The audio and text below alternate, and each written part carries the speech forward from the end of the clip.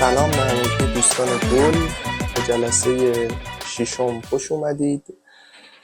امیدوارم که تا اینجای دوره واقعا براتون مفید بوده باشه و از پایتون لذت برده باشید.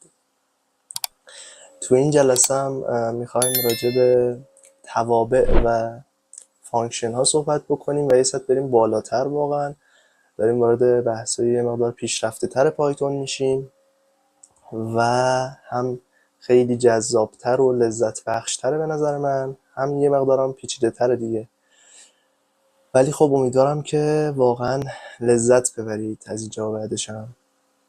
خب طبق روال هر جلسه یه مفهومی راجع به این که اصلا چرا باید از توابع استفاده بکنیم و این توابع کجا به کارمون میاد و اینا بکنیم، بعدش بریم سراغ پایتون رو ببینیم که دنیا دست کیه. خب توی ریاضی احتمالاً همه شما با توابع آشنا هستید. یعنی حالا نمیدونم به شما چجوری گفتن، ولی به ما اینجوری گفتن که آقا شما یه ورودی میگیری، یه سری کارا این وسط انجام میدی، یه خروجی به طرف برمیگردونی. حالا مثلا برای ما مثال چیزو میزدن، این کارخونه شکلات سازی رو میزدن، گفتن که آقا شما یه سری مواد اولیه میدی به این کارخونه میاد یه سری اعمال رو این انجام میده، یه سری کارا انجام میده یا رو هم مخلوط میکنه و اینها و آخرش بهت شکلات تحویل میده و این دقیقا مثلا مثل توابع. حالا ما توی برنامه نویسی هم یه همچین مفهومی داریم که میایم یه سری ورودی بهش میدیم، یه سری کارا برامون انجام میده روی این ورودی ها و یه خروجی بهمون برمیگردونه.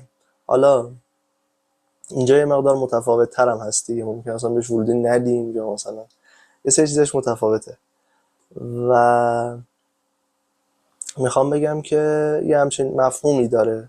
حالا مفهومش رو تقریبا متوجه شدید چیه به صورت حدودی. حالا چرا ازش میخوایم استفاده بکنیم؟ دلیل استفاده ما از این چیه؟ دلیل استفادهمون اینه که ما یه سری جاها یه منطقی از کد رو، یعنی یه منطق واحد رو چند بار میخوایم ازش استفاده بکنیم توی کد هامون. مثلا شما فرض کنید که من یه برنامه مالی دارم توسعه میدم و میخوام چیکار بکنم؟ میخوام مثلا چند بار لازم دارم که قیمت دلار رو تبدیل کنم به تومن. حالا یه بار مثلا اول کدم، یه بار وسط کدم، یه بار آخر کدم نیاز دارم که همچین کاری بکنم. خب چرا مثلا یه 5-6 خط کدو بیام هر بار تکرار بکنم؟ هم کدمو کثیف میکنه، هم تکرار بیخودی و الکیه دیگه. من میام یه بار اینو تعریف میکنم، 5 بار ازش استفاده میکنم. خب پس یه همچین منطقی داره دلیل استفاده از توابع و فانکشن ها. حالا مثلا بریم توی پایتون همین رو پیاده سازی بکنیم، ببینیم که توی پایتون چه جوریه و باید چه حرکاتی انجام بدیم و چه سینتکسی داره. خب توی پایتون برای تعریف فانکشن یا تابع از کلمه کلید دف استفاده میشه و دف نشون دهنده تعریف فانکشنه. بعد از اینکه دف رو نوشتم میام اسم فانکشنم رو مینویسم، اسم تابعم مینویسم. مثلا میخوام بنویسم تومان تو دلار، یعنی یه فانکشن میخوام داشته باشم که تومان رو تبدیل کنه به دلار.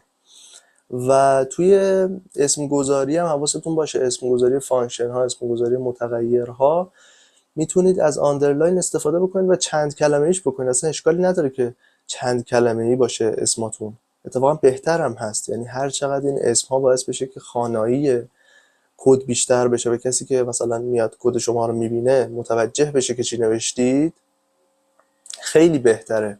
و اصلا از همچین موضوعی نترسید. مثلا 3 تا کلمه شد الان مثلا اسمم، اصلا مشکلی نداره. خب میام یه 2 تا پرانتز میذارم و حالا تو این پرانتزه میتونم چیکار کنم؟ میتونم ورودیام رو بدم. گفتم که یه سری ورودی میتونم بگیرم، میتونم هم نگیرم مثلا. یعنی توی برنامه‌نویسی میتونم این کارم بکنم که اصلا ورودی نداشته باشم. و یه دو نقطه. خب حالا مثلا ورودی رو من چی میذارم پرایس. این الان این پرایس چیه؟ این یک پارامتریه، اسمش هم نوشته پارامتریه به اسم پرایس که من تعریف کردم و نشون دهنده اون ورودی است که من دارم میگیرم. پس اسمش پارامتره، اینو حواستون باشه. خب منطق کدم چیه الان؟ منطق کدم اینه که یه متغیری مثلا مثل دلار داشته باشم که چی باشه؟ بیاد این پرایس رو برای من، الان کنید از اون ورودی دارم استفاده میکنم اینجا، یعنی اون پرایس رو گرفتم دارم استفاده میکنم. حالا الان نشون میدم که اینو چجوری میتونم به تابع بدم. حالا صبر بکنید نشون میدم. و اینو ضبط داره مثلا امروز چقدر فکر میکنم 75,000 تا باید باشه، 75,000 تومان. و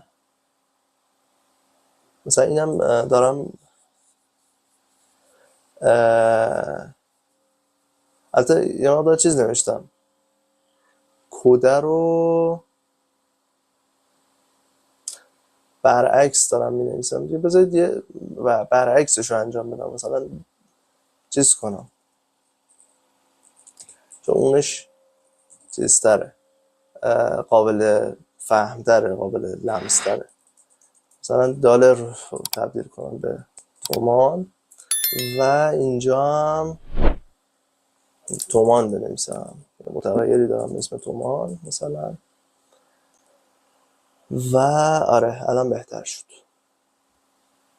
اون دلاری که دارم میگیرم اون دارم میام ضرب در 75,000 تا میکنم که تومانش رو بهم بده. الان به نظرم قابل لمس تره، اونو باید میامدم تقسیم میکردم، خیلی جالب نبود به نظرم.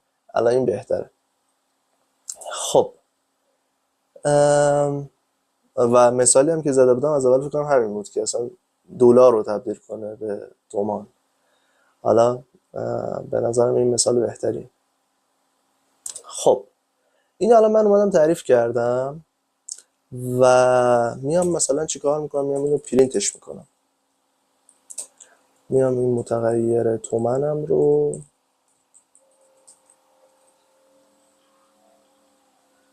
اشتباه نوشتم، نه یکم طول کشید که پیداش کنه. میام اینو پرینتش میکنم. الان یه بار مثلا من اجرا بکنم ببینیم که چه اتفاقی میفته. هیچ اتفاقی نیفتاد، هیچ خروجی به من نشون نداد. دلیلش چیه؟ دلیلش اینه که آها شما این تابع اومدی تعریف کردی ولی صداش نزدی، جایی ازش استفاده نکردی اصلا. شبیه اینه که مثلا من میدونم رادیکال چیه، یه تابعی هست به اسم رادیکال مثلا فلان کار برای من انجام میده ولی هیچ وقت ازش استفاده نکنم. اینجا هم دقیقا همچه حالتی وجود اومده، یعنی من اومدم تعریفش کردم ولی هیچ جا ازش استفاده نمیکنم. برای اینکه ازش استفاده بکنم باید چیکار کنم؟ این هم حواستون باشه، به این ایندنت هم حواستون باشه که شبیه ایف و فور اینجا ما دوباره یه بلاک کدی داریم که زیر مجموعه این تابع است. یه ایندنت باید داشته باشه. اینو خود وی اس کد مثلا برای به صورت پیش‌فرض میذاره. اینو حواستون باشه. اینو اگه نذاریم سینتکس ارور به ما نشون میده. خب میخواستم تابع رو صداش بکنم و ازش استفاده بکنم. چجوری صدا میکنم؟ اسمشو میام میگم که آقا من این تابعی داشتم به اسم دلار تو تومان و یه ورودی از من میگیره، میخوام صداش کنم باید ورودی رو بهش بدم، این پرایس رو باید بهش بدم.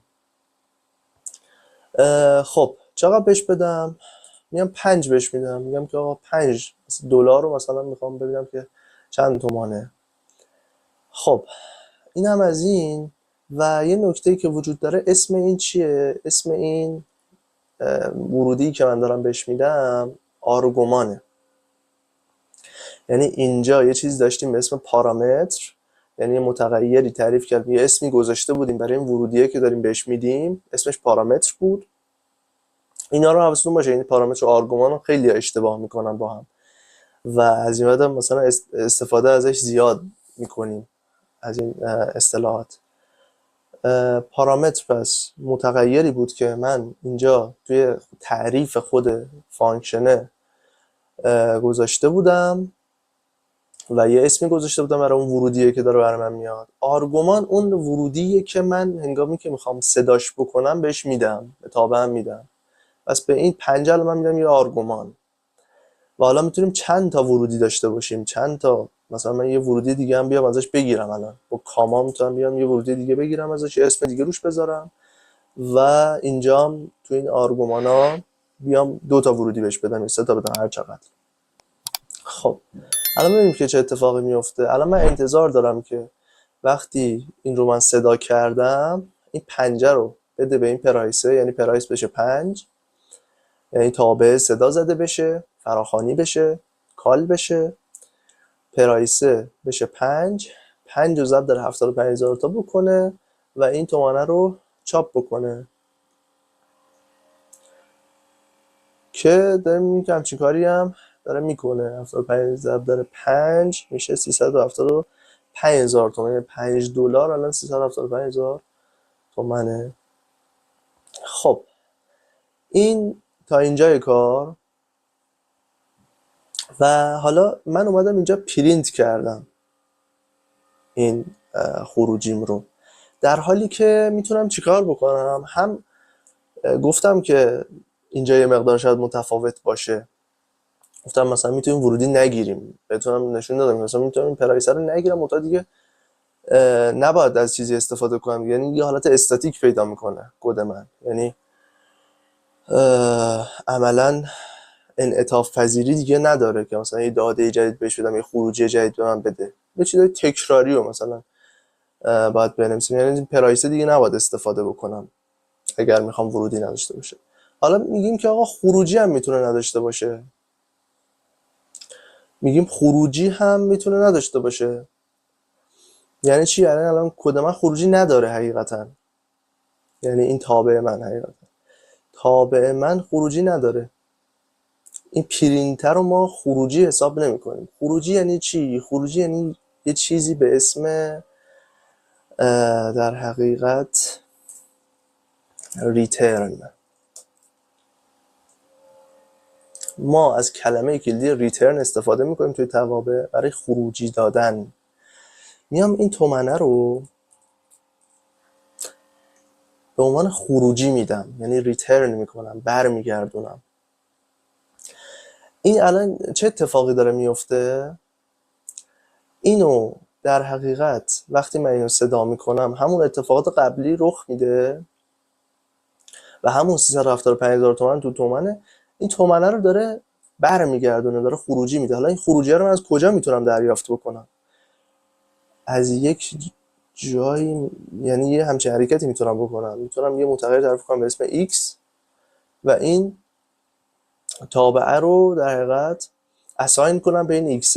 اینجا الان خروجی که داره به من برمیگردونه رو میریزه تو این متغیر x و حالا مثلا من اگر این رو پرینت بکنم، این متغیر x رو،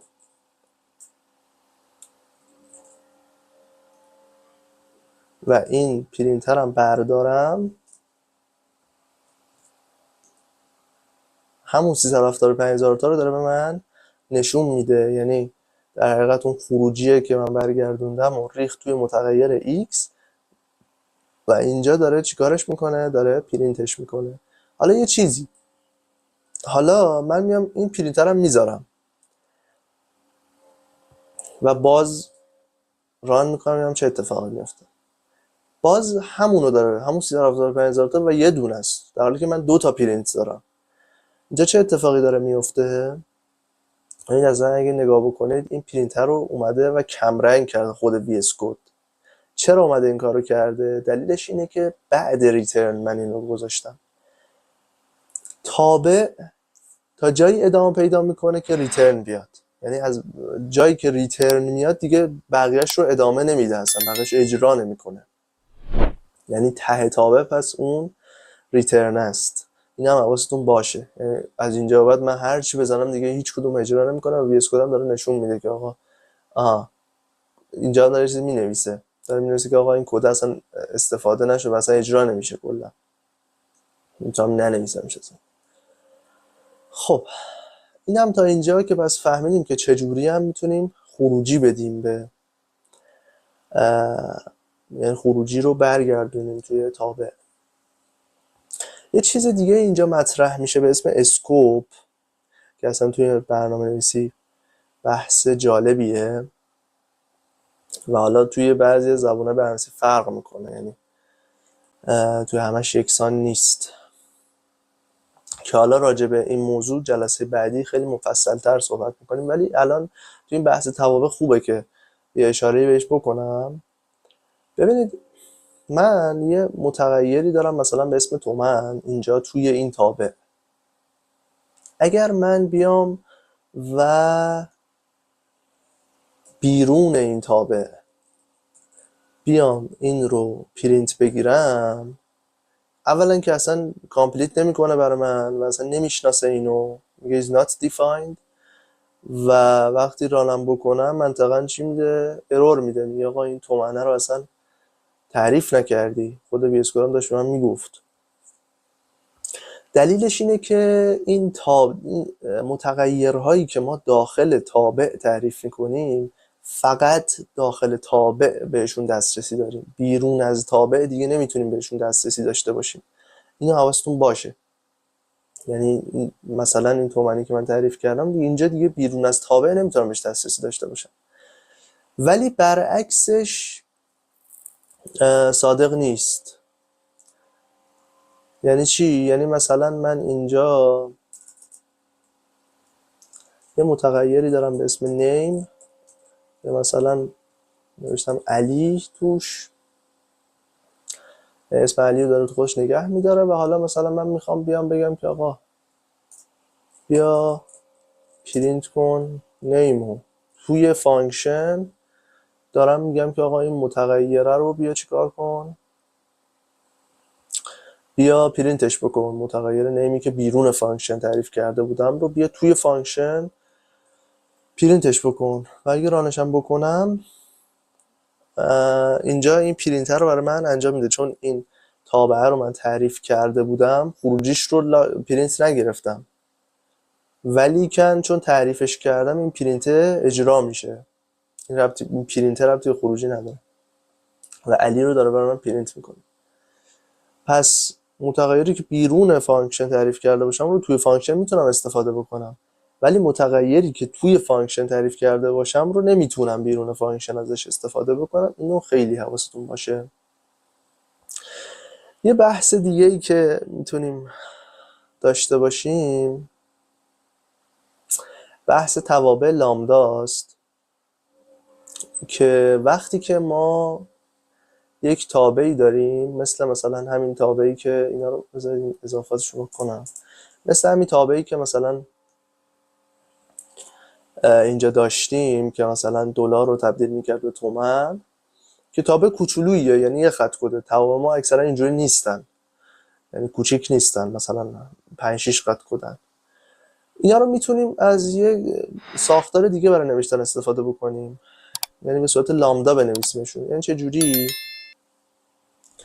یعنی بیام اینجوری بنویسم، اینو اصلا کامنت کنم،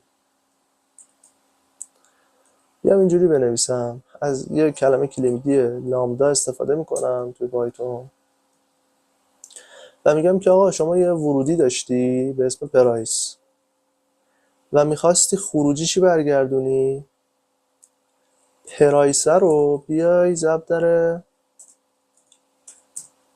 75000 تا بکنی. به همین راحتی توی یه خط کد اومدم چیکار کردم؟ توی یه نصف خط کد اومدم اون مثلا 3 خط کد رو نوشتم و الان میام حالا پرینت میکنم ایکس رو. یه توضیح هم که بدم، بذارید یه رام بگیریم ببینیم که اوکی همه چی. یه مشکلی که ایجاد شده این بود که حواسم نبود که ورودی بهش بدم، یا میخوام پرینتش کنم منطقه باید یه ورودی بهش بدم دیگه. مثلا $5 رو بهش میدم و الان اجرا بکنم اون 375,000 تا رو داره من برمیگردونه. یه توضیح هم که بخوام بدم اینجوریه که از کلمه کلیدی لامدا استفاده میکنیم. اینجا ورودی رو مینویسیم یا ورودی ها رو میتونیم با کاما جدا بکنیم اگه ورودی بیشتری داریم، و یه دو نقطه، و اینجا همون ریترنمونه، یعنی چیزی که میخوایم ریترن بکنیم رو بعد این دو نقطه مینویسیم. و توابع رو هم میتونیم اساین بکنیم به متغیرها. اینم حواستون باشه. الان من اینو روش هاور بکنم میبینید که نوشته که دفیه، یعنی فانکشنی الان اساین شده بهش، و میام ورودی هم اینجا بهش میدم و خروجی رو به من برمیگردونه. خیلی هم ساده و خوشگل. خب فکر میکنم راجع به همش صحبت کردم و تا حدی الان باید آشنا شده باشید با توابع. منتها آخر کار میخوام یه مبحث مهمی رو بگم، این که چه زمانهایی باید از توابع استفاده بکنیم و چه زمانهایی نباید استفاده بکنیم. یعنی چه جاهایی من باید یه قطعه کد رو بریزم داخل تابع و چه جایی نباید این کارو بکنم، چه زمانهایی نباید این کارو بکنم و اصلا جالب نیست همچین کاری. اول بذارید اینو بگم که چه زمانهایی نباید از توابع استفاده بکنیم. ببینید زمانهایی که داریم یه بار از کد استفاده میکنیم، از یه کد داریم یه بار استفاده میکنیم، یعنی استفاده دیگه‌ای توی جاهای مختلف کد ازش نداریم، من برای چی فانکشن تعریف بکنم، تابع تعریف کنم براش؟ همونجا میزنم دیگه کد رو. یا یه جاهایی باعث پیچیدگی بیشتر کد میشه، یعنی ما تابع گذاشتیم که باعث سادگی و خواناتر شدن کد بشه. یه جاهایی شما انقدر میاید مثلا الکی تابع تعریف میکنید، یعنی مثلا برای چیز یه خطی، چیز دو خطی، چیزی که اصلا نیاز به تعریف تابع نداره و خیلی کد ساده‌ای شما میاید تابع تعریف میکنید. این باعث میشه که چه اتفاقی بیفته؟ باعث میشه که کد پیچیده تر بشه، از لحاظ خوانایی بدتر بشه، اصلا ناخواناتر بشه. پس اینجور جاها حواستون باشه که از توابع استفاده نکنید اصلا. جاهایی که مثلا یه بار استفاده داره کده و جاهایی که خیلی کده انقدر ساده است اصلا نیازی به تعریف تابع نداره. و حالا مثلا اینجا این مثالی که من زدم بیشتر مثال آموزشی بود. خب یعنی حالا اینجا هم اگر به صورت واقعی بخواید فکر بکنید، تبدیل مثلا دلار به تومنه واقعا اینقدر کار ساده ای نیست. الان من مثلا دیتا رو استاتیک گرفتم که مثلا امروز 75,000 تومنه، در حالی که مثلا اگه بخوام واقعی استفاده بکنم میبینید که مثلا 7 خط کد به این اضافه میشه. چرا؟ چون من باید برم دیتای آنلاین و بروزش رو برم، قیمت دلار رو برم از یه جایی بگیرم، از یه سایتی چیزی برم بگیرم این قیمت رو و همینجوری استاتیک نذارم. در همین مثلا این تو مثال واقعیش واقعا یه فانکشنه. منتها حالا من اومدم خیلی ساده برای آموزش چون میخواستم بگم مثلا یه خطی نوشتم. پس اینجور جاها استفاده نمی کنیم از توابع. ولی حالا چه جاهایی باید استفاده بکنیم از توابع؟ یه سری جاها ببینید که تکرار زیاده، یعنی یه منطقی رو من همش دارم پشت سر هم تکرار میکنم، حالا جاهای مختلف ممکنه تکرار میکنم. اینجور جاها باید از توابع استفاده بکنیم. یه سری جاها یه قطعه کد رو میخوام مدیریتش بکنم، میخوام سازماندهیش بکنم و اونجا خوبه که از توابع استفاده بکنم، یعنی بخش بندیش بکنم به توابع مختلف، اونجا خوبه. یا مثلا برای انعطاف پذیری کد، یعنی یه جایی که من لازم دارم که ورودی اگر تغییر که خروجی تغییر بکنه. اینجور جاها باید از ضوابط استفاده بکنم و اینا رو تو ذهنتون داشته باشید. یا یه جایی مثلا میخوام کد خاناتر بشه، یعنی کد احساس کردم که خیلی پیچیده شده و خیلی ناخوانا شده، خیلی تو هم شده، یا مثلا یه تابعی تعریف میکنم که این کار رو انجام بده و کد رو یکم خاناتر بکنم. و یکم هم نیاز به چیز داره دیگه، تمرین تکرار داره. یعنی اینجوری نیست که یهویی متوجه بشید اینا رو، باید مثلا در طول کدزنی و اینا با تجربه و اینا متوجه بشید که کجاها باید تابع تعریف کنید، کجاها نباید تعریف کنید. و یه چیزی نیست که من الان اینجوری بگم و در جا یاد بگیرید. خب سعی کردم واقعا متوجه بشین اون قسمت توابع و فانکشن ها رو، چون بسیار قسمت مهمیه و بعداً خیلی باش کار داریم و امیدوارم که براتون مفید بوده باشه. بریم جلسه بعدی راجع به اسکریپت ها با هم صحبت کنیم.